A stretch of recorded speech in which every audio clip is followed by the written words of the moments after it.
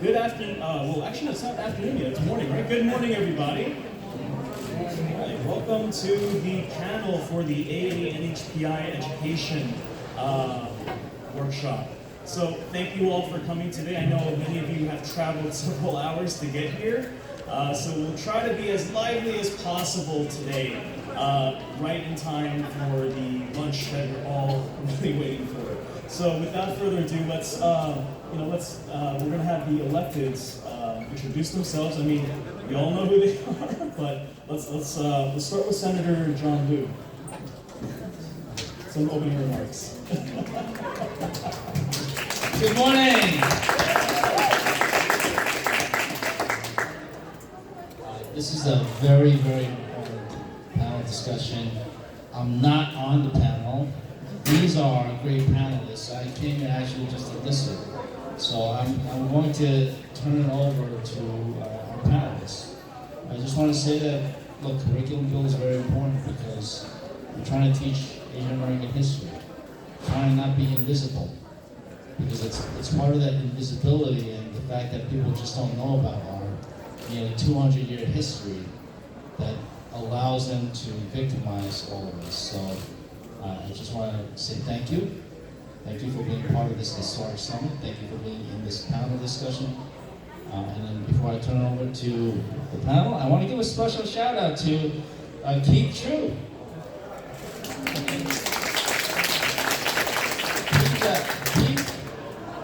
I was a member of an organization called Apex for youth. And that was in the early 1990s, so a long time ago. I had a full head of hair back then. And Keith was my mentee in high school. So I was a young professional, and Keith was my assigned high school mentee. So great to see you, Keith, always, and staying involved. Anyway, let me turn it over to my great colleague, the Honorable Senator Immigrant. Good morning, everybody. I'm State Senator Yuan Shu. I know Senator Liu said he's not on the panel. However, he's the prime sponsor of this bill. That's why I want him to sit here. He deserves this recognition. We all can agree in the past few years about the Asian hate, the discrimination, decade-longs about this myth of the model minority, how our Asian Americans are talking about facing here the struggle, how the bamboo ceiling, you can put all the terminology down here. There's a lot of things. The only way to address this issue for me to see it is through education. So that's why when I joined on the State Senate, when I saw this bill, immediately I just hopped on. And I appreciate for the partnership over here for Senator Liu to allow me to co-prime on this bill. This is how we can push forward to make sure this legislation can get passed on the Senate side and also on the Assembly side. And next round we're going to work on the governor side to make sure she will sign on this bill. There's a lot of coalition we need to build. However, this is just not the only thing we need to push. I'm also very proud to introduce a legislation in the SUNY system to build AAPI Leadership Institute to make sure our leadership in school setting, they have a pathway and mentorship program for the next leader generation. They will be able to utilize those programs. They can see themselves as a pathway in education setting. And also this year in the state budget, we are so proud to make sure we include the funding to support CUNY for ARI, Asian American Research Institute. That's the only way to address the Asian issues through data, scientific research. And that's how a lot of things we're doing here as a coalition on the State Senate side, Assembly side. Again, through legislation, through budget negotiation, we can actually address those issues for our next generation, for our future. I'm talking about 10 years from now, our next generation, how they're gonna grow up. My daughter is 15 years old. She's just gonna have AP test, social study test next week. She's starting very hard. I happened just to ask her because this. I said, honey, what do you learn about Asian American? Guess what? Not surprised. Zero. There's nothing. It's not in the curriculum. They did learn about Asia. They didn't learn about Asian Americans. So it's about time for us to start this conversation, and it's about time for us to push this legislation. So thank you for coming and joining these panelists. And I want to thank all the panelists, my colleague here, and just going to pass the microphone to Assemblymember Rajkumar. Well, thank you. I want to thank, first of all, Senator John Liu for introducing the Senate, Grace Lee, my colleague in the Assembly, for introducing it in our House, because this is just such an important bill. To reintroduce myself, I'm State Assemblywoman Jennifer Rajkumar, the first South Asian woman elected to a New York State office. And it's so important that we know our history as an Asian community. To know that in the late 1800s, our own federal government passed the Chinese Exclusion Act, barring people of Chinese origin from entering this country. It was a dark period. But in the midst of that dark period, there was one senator, exactly one, who stood up. His name was George Hoare. And he said, I cannot in good conscience vote for this because it just violates the principles of equality and what it means to be an American. And then of course, that was repealed, and now look at our Asian community thriving in this country. But this is a history that we have to know. We have to know what we've overcome. We have to know the people that had the courage to stand up. People don't know that in 1923, our United States Supreme Court ruled in a case, Bhagat Singh versus the United States, that Indians could not be United States citizens. The US Supreme Court ruled this way. But now look at us. The Indian community is thriving in this country, over 4 million people, over 500,000 Sikhs across this country, thriving in all fields. I remember being in my own American history class, and I asked a few questions. One, why are there no women in the American history textbook? Number two, why is there nothing about Asians in the American history textbook?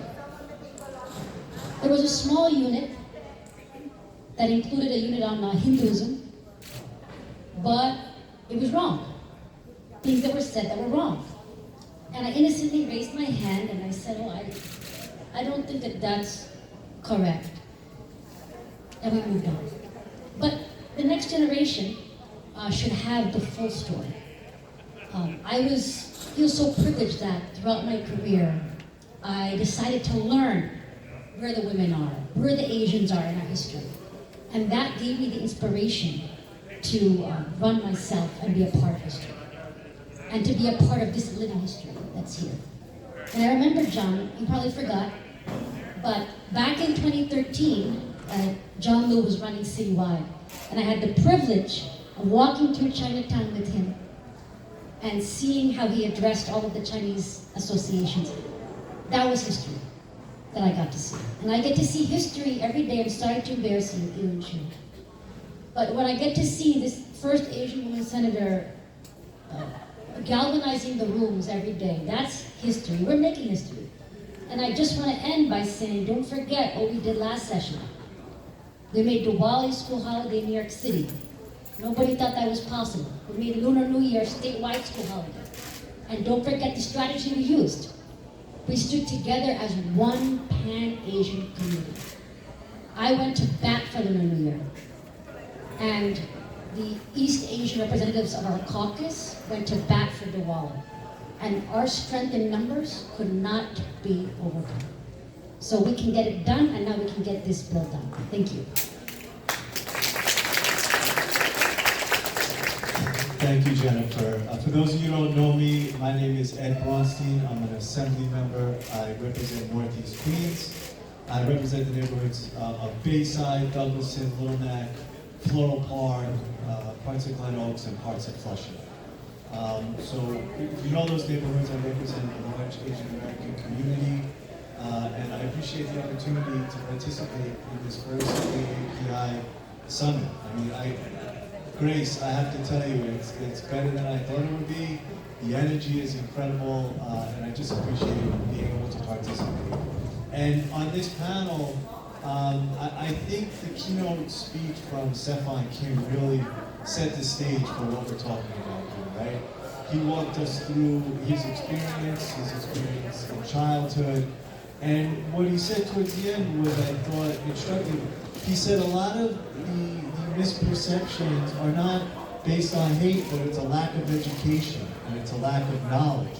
And when people are introduced to Asian American history, they see things differently, and there's no longer that perception that Asian Americans are other.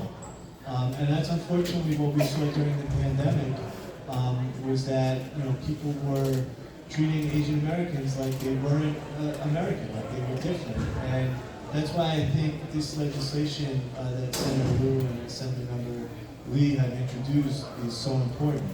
And as Senator Liu says, Asian American history is American history. And our students will benefit from learning that. And I think it will go a long way towards fostering understanding and inclusion. So I look forward to hearing what everybody else on the panel has to say. And I look forward to leaving here with a new energy to fight to get this bill passed sometime soon. Thank you very much.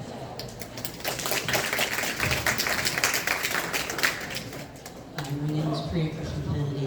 I am a social studies teacher in Delmar, New York, which is just south of Albany. I've been a teacher for over 25 years. Was the first Asian that was ever hired in my district, and I've filled in that space of the first Asian in a lot of places that I've been in. I work for state ed, helping to fund the regents exams. I work at NYS and I'm part of the Civil and Human Rights Committee. I work as an implicit bias trainer as well, and I do a lot of curriculum work. My goal is to, obviously, as part of this group, I see the need for legislation as well as trying to show the importance of teaching Asian American history. I do it every day. Standing in front of the room, I'm doing it. I represent, just by my face, who I am. And students who have me understand that. But that's not the same in any of the other classrooms that teach the same things that I do. And a lot of it is choice, and we're going to try to get rid of that choice and make it a responsibility for teachers. So thank you for having me. And hi everybody, my name is Beatrice Chen. I'm the Executive Director of Immigrant Social Services. We are a community-based organization out of New York City, Manhattan's Lower East Side and Chinatown, focusing on children and families, the majority of whom are children of first-generation immigrant families, low income, and on a daily basis, we provide after-school care and education for Chinatown public school students. And prior to joining Immigrant Social Services, I was at Museum Chinese America for over a decade, from its old PS 23 space to its new space at 215 Center Street. And so for a good decade, I was able to really immerse myself in delivering Chinese American Chinatown history to broad swaths of New York school students.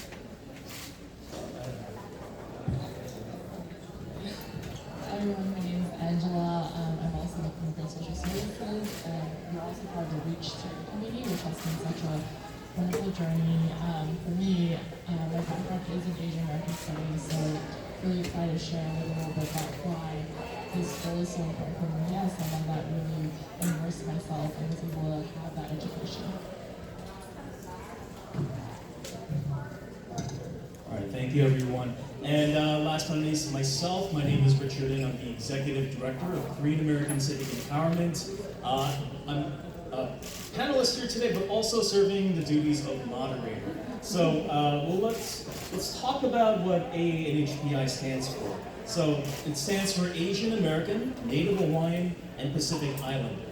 Now, these three different categories have different stories, different communities, but we all share in common so many intersectionally woven stories that by standing together in solidarity, we can achieve so much greater things that are helpful for not just our individual communities, but for everyone as well.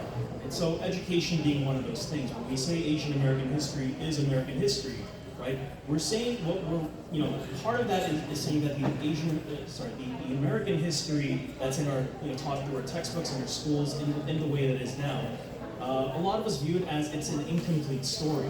Right? Asian American stories have not been added to this collective of teaching stories, and not just in our history classes or social studies classes, but also in other areas as well. Right? There's the CRSC framework that is implemented and used in the state, and so through those lenses, right, we want to make sure that our students have well-rounded education, because a well-educated child grows up to be a well-rounded adult. Right? So we don't want to deprive them of their future by not giving them an education that they should have had to begin with. So let's move on to this portion here on the legislative aspect. So I know some of you sitting there have these little purple folders. So with the Reach Coalition yesterday, we were doing some advocacy work here in the Capitol. And these are the types of materials that either our advocates were using or handed off to other legislators to talk about the importance of passing this legislation, right? So the current state of things are now, last year, monumental with the leadership of Senator John Liu and everyone else in the Senate. Pretty much this legislation on the Senate side was voted unanimously, minus one person I think that was absent that day. But in terms of the Assembly side, it still hasn't made it to a vote yet. And there's so many, it's a very complicated issue, but we're hoping that as long as we continue to advocate for this and to make sure that the importance of why this legislation needs to be passed is presented in a way that is understandable and digestible, I think this is a way that we can help our young people K through 12 education to have that well-rounded education. Would anyone like to talk a little bit more about the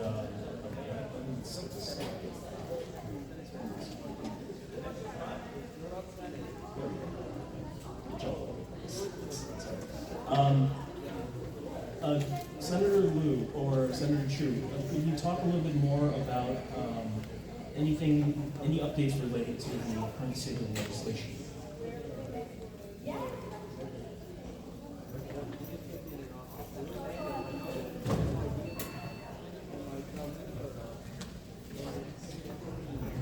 I think the Reach Coalition was just here yesterday, and they visited many legislators and got additional co-sponsors. So we're looking to pass it once again in the Senate, and we're going to pass it in the Assembly as well. I think it has to be said that it's not the easiest bill to pass, and the reason for that is because there have never been any bills related to racial curriculum that have passed. So we have African American colleagues who have been trying to pass bills mandating the teaching of African American history for 20 years, and they haven't passed. We have had bills requiring the teaching of Latinx history. They have not passed it, and the reason for that is because for 200 years in the state of New York, largely been hands-off on education, curriculum, and policy, and left it to the people across the street on this side of Washington Avenue, the state education department.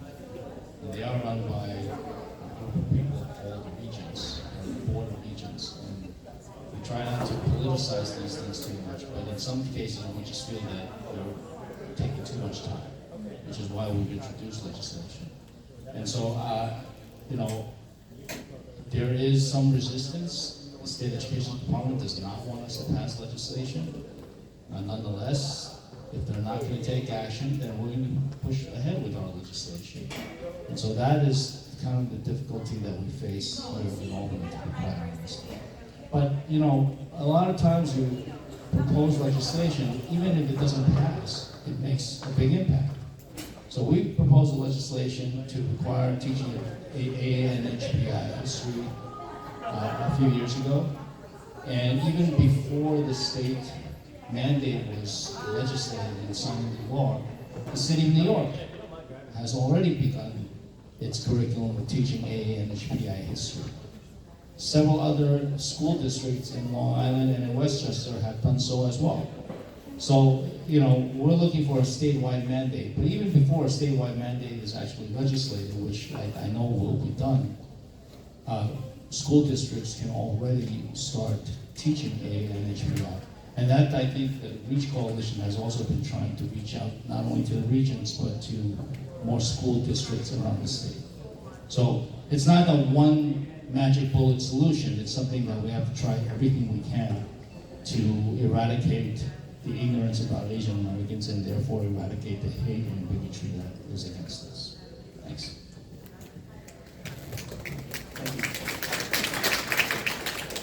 Just wanna, emphasize in the New Year bill, like the Diwali bill, there is a hope as long as we keep pushing and pushing. And thanks to REACH Coalition, yesterday we had a press conference. We just need in Albany how we pass a legislation. We just need to constantly make noise to show there is a need from the local communities, from the populations, people who we represent. We just need to constantly make those noise. Yes, it's not that as easy. However, there's still a hope. It should be one day we address all American issues. America is not monologue. It's not one ethnic group. It's so many diverse over here that we should address that. I understand there's a lot of work for a state act to implement this. That's why we're working together. That's why we need to make sure those research institutes, though they are funded, that's why we will have those scientific data ready for them. That's why you need multiple opponents to support this legislation. So. Thank you. Assemblymember Steve, is there anything else you'd like to add? Like the AAPI admission or like the task? Sure, yeah. So this bill did not make it to the assembly floor last year. But we've seen this before. We've had bills for our community that have been hard to pass, and we've found a way to pass them. So the Diwali school holiday bill was considered a non-starter when I first got to Albany. We changed that situation through coalitions, through constant advocacy, and we made it happen. Similarly, the AAPI Commission, that was my bill, that was also a non-starter. And it was actually vetoed the first time. We passed it, and it got a veto. We didn't stop. We came back the next session, got it repassed, and it got finally signed into law. And now we're gonna have our first ever AAPI Commission. So it can happen. We've seen it happen before. But I will say also this. The win is sometimes in the fight itself. Because as we raise the profile of how important AAPI curriculum is, the popularity of it grows, and then jurisdictions begin to implement it. As was said, New York City is already designing its own AAPI curriculum. So we're going to raise the profile of the issue. It's going to spread, and then I'm hopeful that we can get it passed here in New York State as well. And finally, thank you, yes, thank you to the REACH Coalition, because it is absolutely critical to have your support. Thank you, Jennifer. And I just want to agree with what Senator Liu said. I confronted this issue several years ago when I introduced legislation working with the Korean American community regarding the EC, right? So for those who don't know, the Korean American community, the body of water between the Korean Peninsula and the archipelago of Japan, the Korean community refers to that as the EC, whereas most world maps call it the Sea of Japan. And the term Sea of Japan for the Korean community brings back thoughts of a period of occupation that's hurtful to the Korean American community. So in some states, they everywhere they say Sea of Japan, they put in parentheses EC. So I introduced legislation to have all new state textbooks include that parentheses EC. And at the time, it had passed in the Senate, and the Assembly Education Committee. It was difficult to move the bill because there was this policy that we don't do curriculum changes. But like my colleague said, you know, we don't do these things until we do these things, right? And if we push hard enough, you know, we can find a way to get this across. And then the other point I just wanted to emphasize is that, like Assemblywoman Rajkumar said, a lot of times you get victories within the fight. So when we were pushing for this textbook change, what we also did was we sent letters to the 5 major textbook companies that provide textbooks to the state, and 4 of them unilaterally made the change of including parentheses Sea of Japan without any kind of mandate.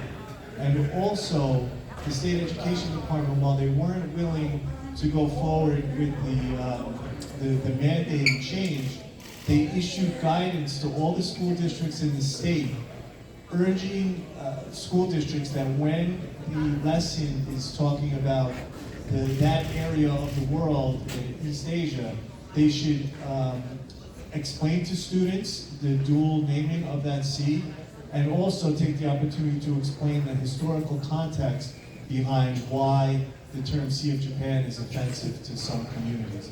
So we didn't get the bill passed. We still continue to introduce it and push, but we still got some significant victories through raising awareness and advocacy. So you know, I'm hopeful that, you know, we go all the way and pass this legislation. But even still, sometimes raising awareness can have its benefits.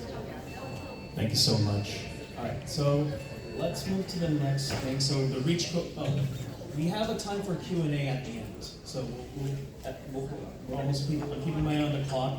If we don't have enough Q&A, you can come talk to us after it's over as well. So REACH Coalition, it stands for Representing and Empowering AANHPI Community History, or in other words, we really wanted it to spell out REACH.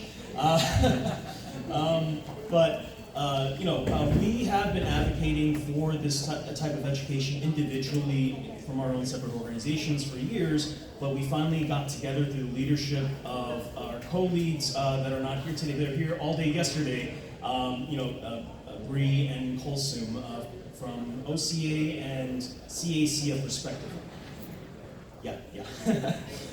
So, you know, this is the short plug-in, the shameless plug-in to say if you want to continue advocating for this type of work as a citizen, as a resident, as a parent, as a teacher, consider joining our coalition. We consist of more than 80 organizations throughout New York State, and we're continuing to grow with more than 160, probably close to 200 by now, of teachers, students, educators, and other people that really care about this type of work.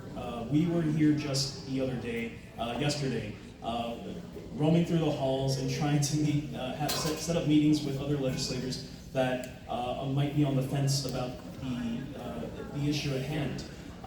We had a lot of productive conversations. Those are some group photos we had yesterday. So, please consider joining. That's the end of my shameless plug, and we'll move on to the next. So, we want to talk a little bit more about education as hate crime prevention. So I'm going to hand this off to Angela. So, as the daughter of immigrants, well, actually, my high school counselor told me not to write about my immigrant story because they said it was a cliche. And so, just saying that, I want to underscore that, growing up, as a young kid, your sense of belonging is so fragile, especially when you have non-English speaking parents who can't kind of communicate with you, right?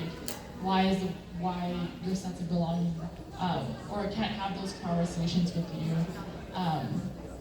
And that was really pivotal for me in middle school and high school when I went to a majority Caucasian school on the Upper East Side. And so in addition to kind of questioning my sense of belonging in the school, I was also asking myself questions about class, about race. In English class, I never raised my hand because I felt like it wasn't my place to speak because the other kids were more articulate. We didn't have stories where I found myself reflected in the curriculum. And so for me, it was super important that our community organizations like OCA New York had a Crumbs to Mention art contest where they gathered high school youth to kind of go through their own kind of curriculum about learning about each other and the shared Black, Brown, Indigenous, Asian American histories because they're so intersectional. It was outside of school that for the first time I learned about Vincent Chen and his death. And it was outside the classroom that really inspired me and made me feel empowered. Because I was able to bring what I learned outside of the school in these great curriculum activities back into my school and educate my peers about what I learned. And it was also that moment in curriculum like that that inspired me to go off to college and major in Asian American Studies. And it's also that experience that made me want to come back to Chinatown and work with immigrant families and work with immigrant children because I know firsthand what it feels like not belonging inside the classroom. And so, yeah, like my mentor Liz is here today too, but she was the teacher that first taught me all this amazing histories, and it was such a diverse and unique experience that it's just so pivotal, and I want other future generations to have that. I want my children to have that in the future as well. Yeah, I'll pass it off to Beatrice. And I just want to acknowledge that my colleague Assembly Member Marcela Mitanes is here. First Peruvian American, a real ally to our Asian community.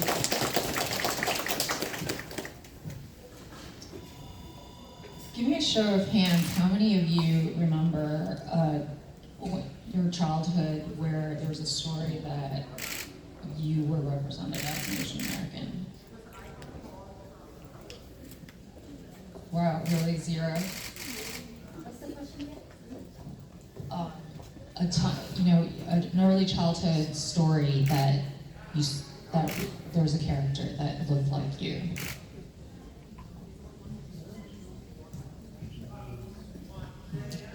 Okay. One. Two, middle school. Yeah. Well, we're here to change that. What you're seeing, I think is pretty familiar. The photo on the left, that is, I believe, still in the history textbooks. It is a picture, a celebratory picture at Promontory Point for the completion of the Transcontinental Railroad in 1869, which is a huge infrastructure project for America. It started east and west, and then they met in the middle. And the question I like to ask, every time I show people this picture, who's missing? Asians. And then the photo on the top right, photo of Chinese workers who helped build the railroad. There were about 13,000 Chinese who helped build the railroad. But the only photo we really see in the history textbooks, social studies textbooks, is the one on the left. Really historically inaccurate, first of all, and then also really sending that message of systemic issue of erasure. So think about it from a student's perspective, Asian American students, what kind of message we're sending. We're invisible, we are not part of the American narrative, and what can we do?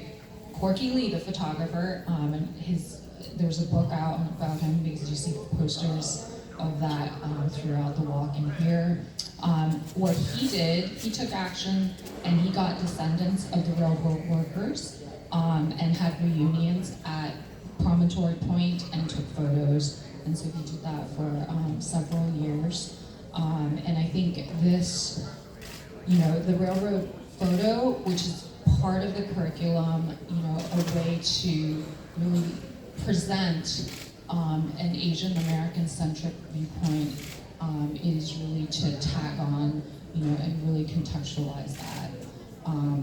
And I think, one of the things is to make sure that Asian American children know that they matter, For a lot of children and teenagers, they are really at that stage where they're discovering themselves. Who am I? What kind of community do I belong to? And to have that context of Asian American history, what is happening now without it? We have somebody who took Asian American history for the first time in college, and he grew up in a Korean American family, and for the first time, he realized his family dynamic and his family situation was not the only one. Because by taking this Asian American sociology class, he was able to recognize that, it's a trend, there's a whole pattern. And immediately it's like, oh, okay, I'm not alone in this situation. And at ISS, we do after-school programs. A lot of our staff are college-age counselors who want to give back to the community by working in our after-school program and to mentor and educate the kids that are growing up that have that shared experience with them. Many come to us not knowing Asian American history, Chinatown history, and I think that then really impacts how they see themselves, and then for us, they're also kind of passing along their own experiences to the kids, and so it's even more critical for everyone to have that Asian American history, community knowledge, and I think it is tough, it is challenging to go through the public school system, and one of the ways as a community-based organization, you're always just wanting to take action, and so we were able to, through Department of Youth and Community Development, and then partnering with Asian American Education Project during the pandemic, we were able to actually pilot an Asian American history curriculum in the after-school space that we also work closely with the schools on. And I'm going to show you a snippet of what they kind of have the culminating video around that. I'll show a brief version of this. What is AAPI? PETA stands for Asian Pacific Islander Desi American.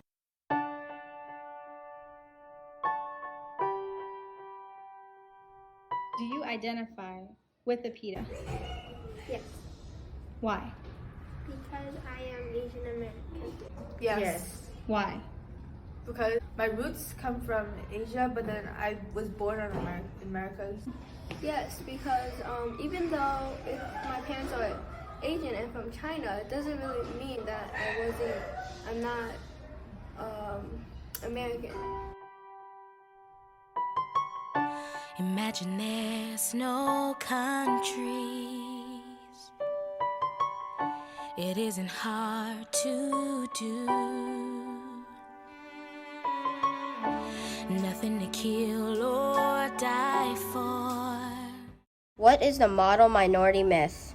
An expectation placed upon Asian Americans that requires them to be high-achieving members of society and that they're economically successful through hard work, making them the standard for all other types of minorities.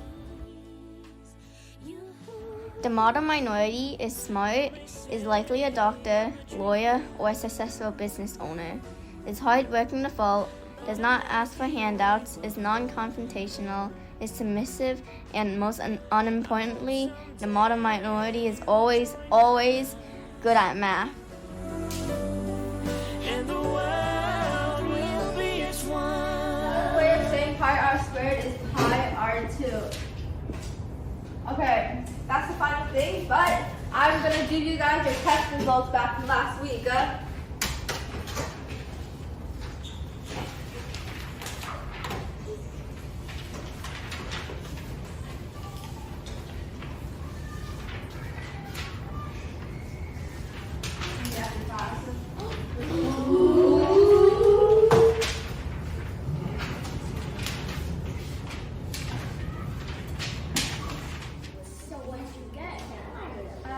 got a D minus. Wait, you got a D minus? This girl got a D minus. I thought you were smart because you're Asian.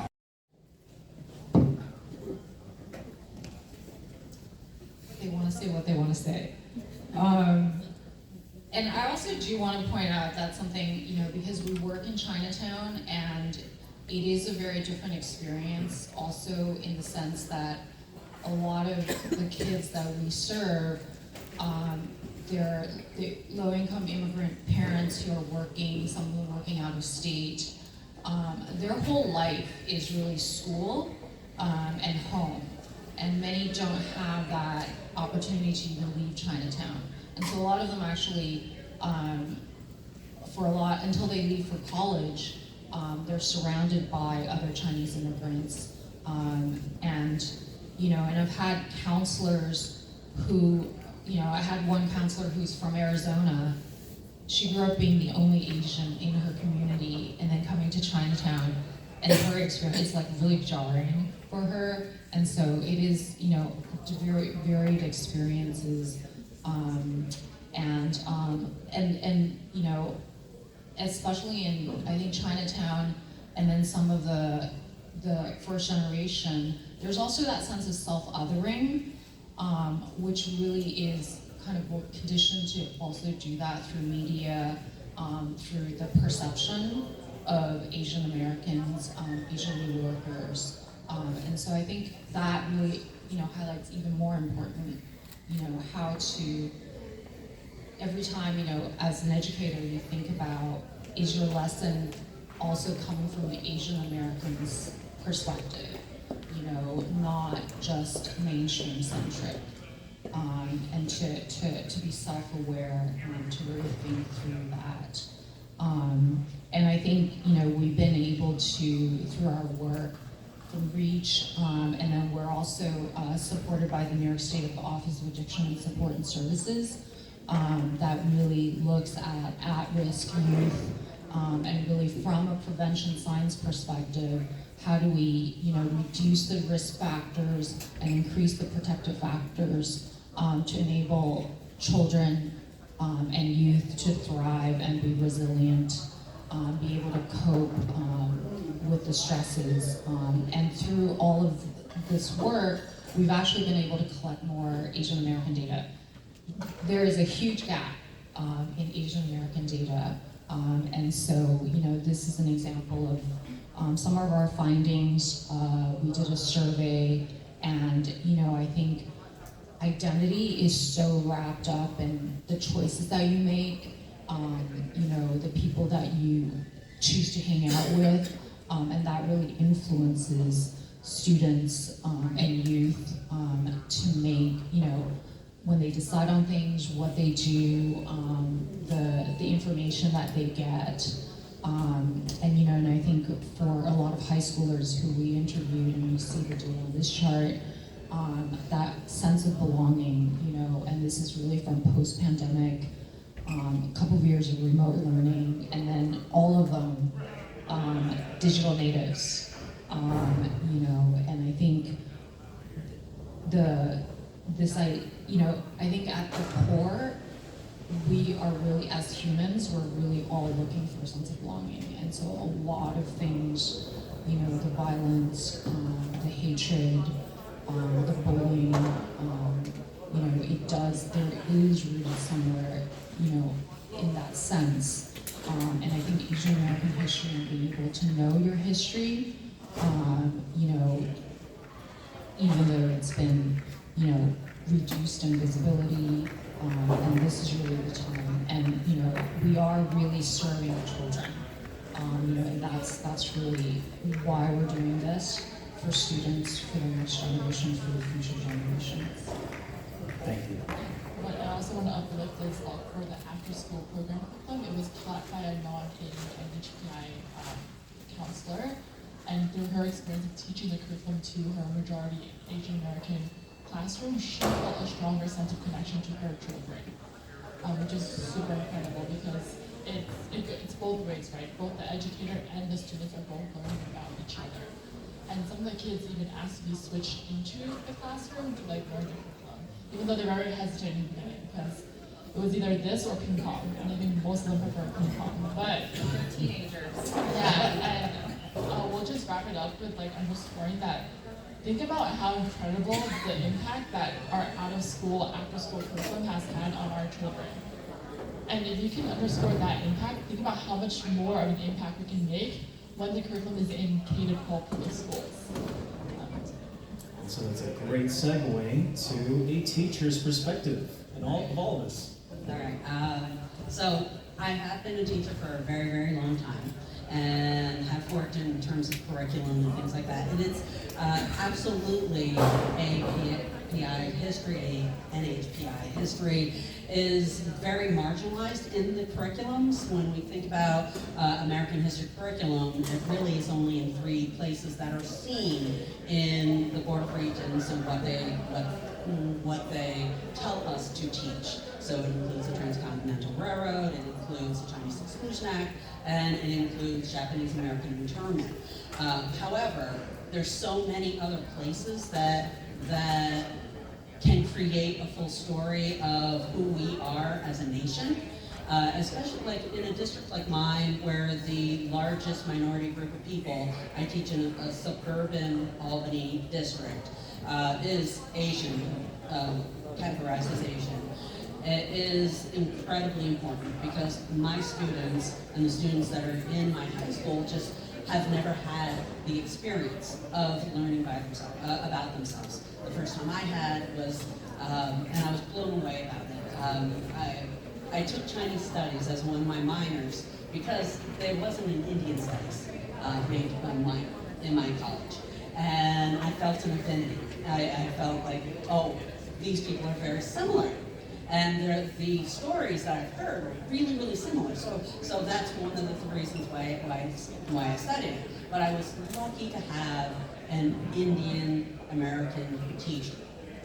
And that experience was absolutely just life-changing. And it allowed me to see me as an educator. It allowed me to see a future that I didn't think I had.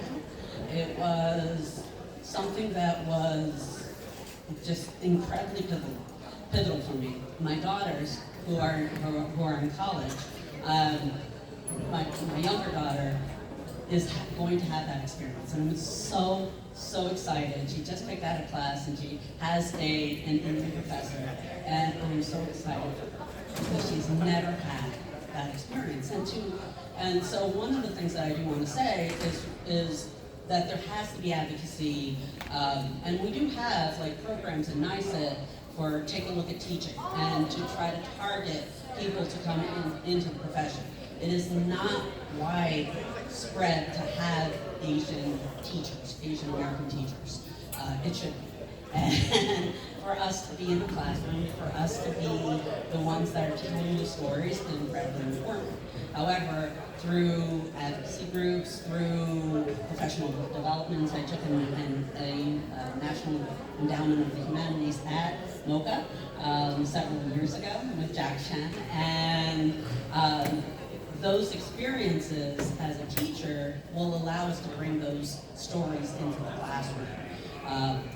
And you can always insert it as also not just the mandated classes, but in electives. I teach a race, gender, and identity class as well as AP Human Geography. Both of those allow me to, I don't even want to say include, because it is part of the curriculum. That we are part of the curriculum, and that's an essential part of how we need to be recognized, and an essential part of how we need to be normalized in terms of what the curriculum is. In terms of lessons, it's part of how we identify. I did a lesson, for example, of citizenship, and we talked about who got to vote, and when did different groups of people get to vote. Not only did we talk about the Singh case, but we talked about Monkey Mark, as well as the definition of what whiteness is and the definition of what Americanness is. And so that is woven into the story of what it means to be American.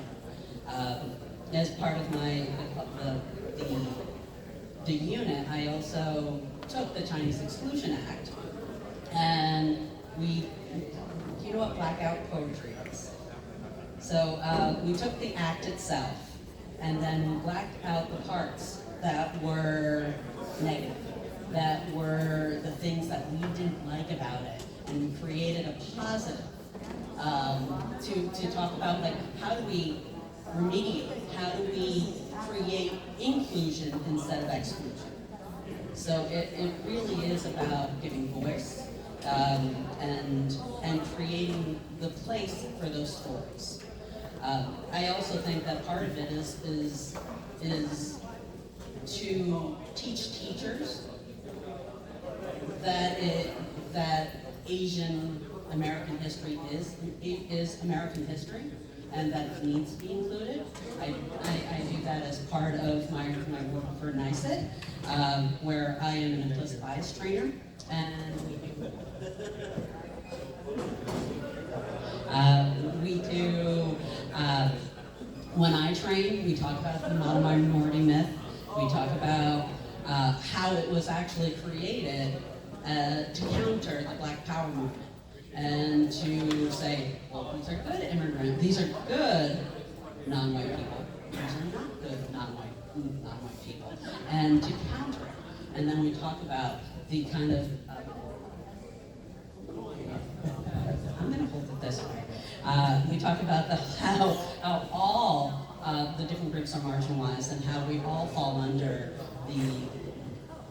the problems of white supremacy, and how we all need to kind of belong into one group of people that advocates for the voice of everyone in society. Thank you so much. Is there anything we'd like to add? I just want to acknowledge my good friend Adam Chen is here, Director of Asian American Affairs for the Attorney General, Ms. James. So you want to know him for sure. And then I also see my friend Guru Dilipji.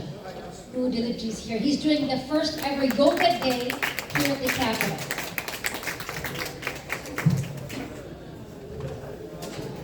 I just want to point out about in the school setting, how our students will see the representation. It's also very crucial. That's why in the state we actually have a legislation, and we passed in the state budget. There's a program called Teacher of Tomorrow. The whole program is about how we retain and address the teacher shortage in the state. However, there's also a crucial opponent inside to make sure we hire the teachers that can reflect to our student population. So we are working on that representation in every matters. So just want to Thank you.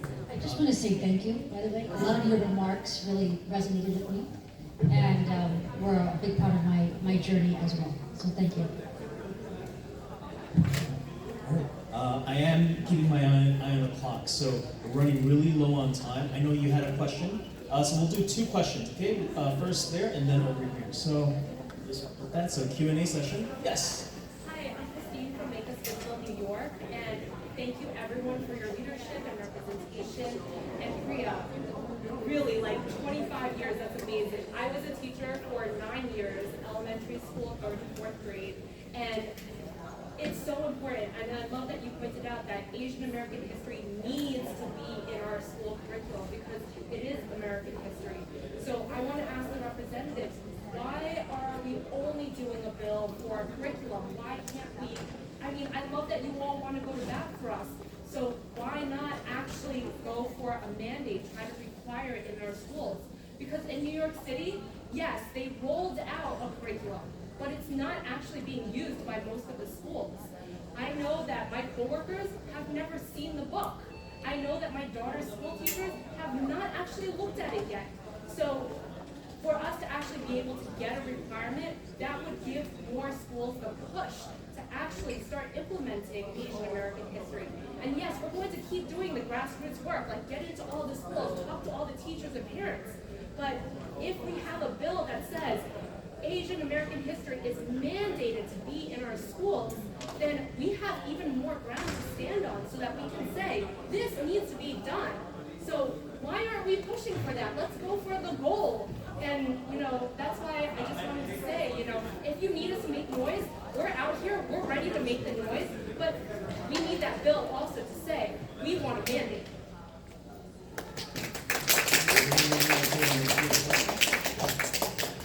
I love your passion. This is the bill. This is the bill. However, how the school setting is, the New York State education curriculum is formed and designed by the SED, and the SED, if they don't put this in, so we need to go into legislation to mandate. They need to be included. That's why we have, in the very beginning, probably I'm not sure if we're not here, we addressed that. There's a Senate bill, Assembly bill, we're actually, last year the Senate side pushed it, this year we're trying to hope Assembly can also hop on this one, and in order for legislation to get passed, when the Senate pass, Assembly pass, then the governor needs to agree on it to sign on it. So we need push and we need more voice. Yesterday we had a press conference about this, and we need to continue this voice. So sorry, I just want to make it clear because I've read this bill several times. The title does say requiring the Asian American history in school curriculum. However, the bill only has the board create a curriculum. So why don't we have language in there saying that it has to be used?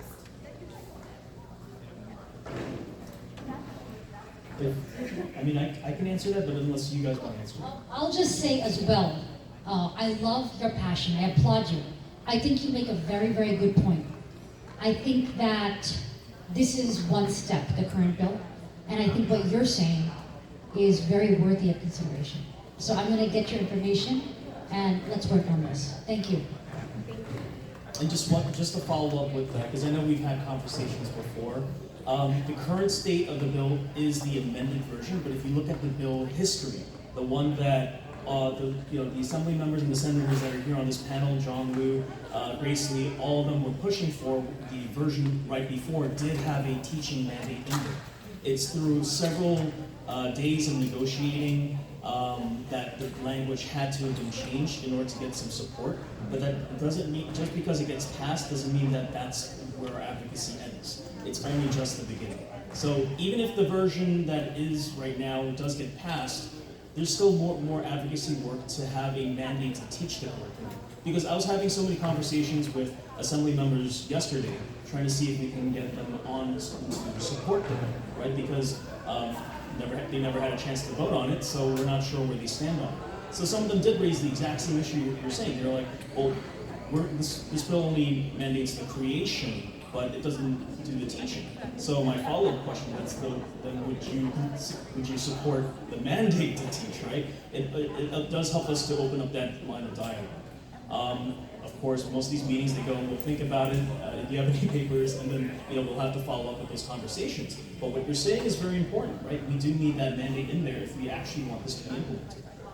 So, and yeah. Just so that we can make things all clear, if you're passing this bill, can we at least change the title so there's no confusion? Because we don't want people later on to say, this bill was passed already, it's done, let's not talk about it, because we still want to get this done. We want real change. We want something that's really meaningful to actually affect the big change in our schools. So there, I can foresee once this bill, if we pass it, it comes with the state budget and also the teachers' training, how we implement the curriculum design and how we execute it. That's sometimes when we write a bill, we need to take those details out so that it's easier for the execution.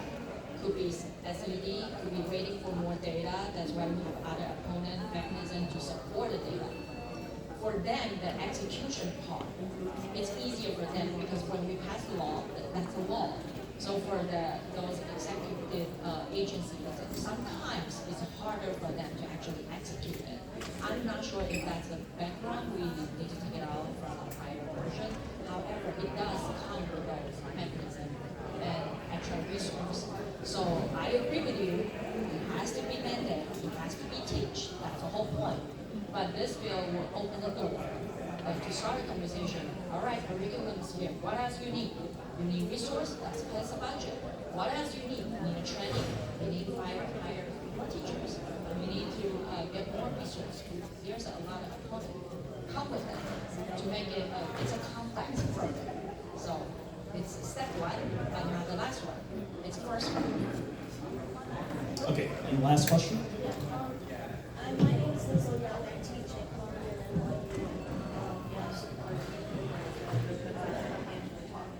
and my question goes to results. I'd like to know from the elected officials, strategy.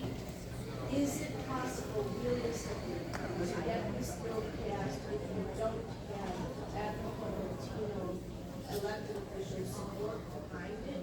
And what is REACH's strategy to get them involved? And as Senator, you talk about issue with the Department of Education, what is the juggernaut? What's holding it back? Should the community strategy or REACH's strategy be with the Department of Education? What's holding it back? Thank you for your question. I think coalitions across all ethnic groups is so important. That's how I was able to drive forward my Diwali school holiday bill. Once again, as Senator knows, it was considered an impossibility. We made it possible. How did we do that? Huge coalition. We had African American legislators, Latino legislators getting behind this with their full force. That's how we got it done. So it's great that we supported those. But I'm saying without African and Latino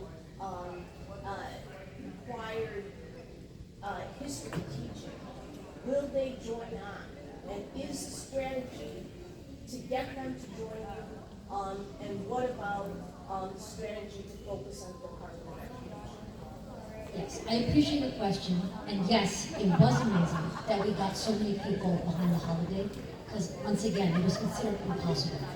So I understand what you're asking. You're asking is we're only mandating AAPI curriculum, and other groups will say, well, we want our history taught as well. Is that what you're saying? That's what I'm saying. What I'm saying is, if that's a realistic block, what is REACH doing to deal with that? How do you deal with it? I have been in conversation about this a year and a half ago, and it's the same issue. So what are the elected officials doing strategy-wise to get African and Latino support behind it? Because our community's resources are limited. If we're going to do the traditional approach of lobbying, when there's something else that's going on, we gotta, Every single day, as Asian legislators, we are getting the support of our legislators who represent other communities, and they're behind us. I mean, everybody knows the Asian American community is a powerful bloc and a powerful voting bloc. We have more political power than we have ever had. We have more Asian members in our caucus than we have ever had. And I definitely feel like I know for a fact that many of our legislators from different racial and ethnic groups are supporting this.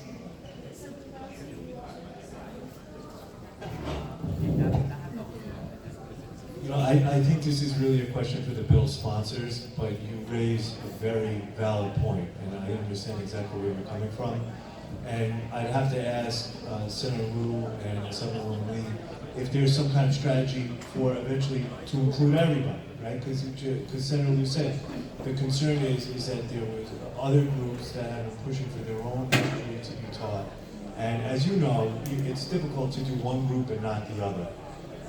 As far as if there's conversations going about trying to get everybody's history included and try to make a coalition that way, I can't speak to that. But I understand you pinpoint what could potentially be a roadblock, and it's something that needs to be discussed. I just wanted to jump in. I think we should change the mentality. It's not one against the other. We are supporting each other. I want to point out my bill about Asian American Leadership Institute in Sumy. There is actually a Black Institute, Leadership Institute. We are creating one, Hispanic Leadership Institute. It's a model to address minority communities. So now it's about time for Asian to also create a Leadership Institute. And that's how we push and as a coalition all together. And my colleague, they all supported it. But the 30 million, yeah. Exactly. So there should be a strategy. Yeah. That's why we're trying, if this is the moment, we can change our curriculum to address not just Asian, everyone. This is the moment. However, when it goes to legislation, we cannot follow everything in one bill. When we talk about legislation, we need to separate them. However, we can pass them at the same time. It doesn't conflict. We need to help each other. When we come to a vote in the state legislature, it's majority votes. So that's why we need to support each other. And this thing is not conflict at all. It's you help me out, I help you out. And then it's a win-win situation. Yeah, so Liz, just underscoring that same way of point, like CSCF, which is one of our current sponsors of this Reach Coalition, they're having conversations, curriculum conversation about Black, Latino, Asian American, and we're doing large curriculum community because we really want to underscore that this is not a competition. Like that, if we both leverage and support one another, we can all fight for inclusive education. And that's a really big part of like Reach's mission is that we are fighting for diverse and inclusive representation, that it's not a competition. And like if we view it as a competition, we are also buying into the racial triangulation, the small minority myth, all these other things that we're trying to teach our students that is really harmful for our communities. Secondly, with NYS, one of our coalition members, we're preparing a letter to send directly to NYS folks, and we're planning individual meetings with folks at NYS to really build that partnership and relationship. And this letter, we're hoping to sign on teachers, educators across New York State, again, because this is not a downstate, upstate thing, right? We want the whole New York State to be on board with this. All right, thank you. I do want to field more questions, but we're straight out of time. I know some people really want to make it to the luncheon, which is starting in like 5 or 10 minutes. So I don't know what just fell. Okay, I see. So thank you to all the panelists. Thank you, Senator. Thank you, Assembly members. Thank you, teachers, executive directors, coordinators, and especially you, all the attendees. Thank you all. Have a great summit. Oh, and if anything, let's, if we can, let's do a group picture.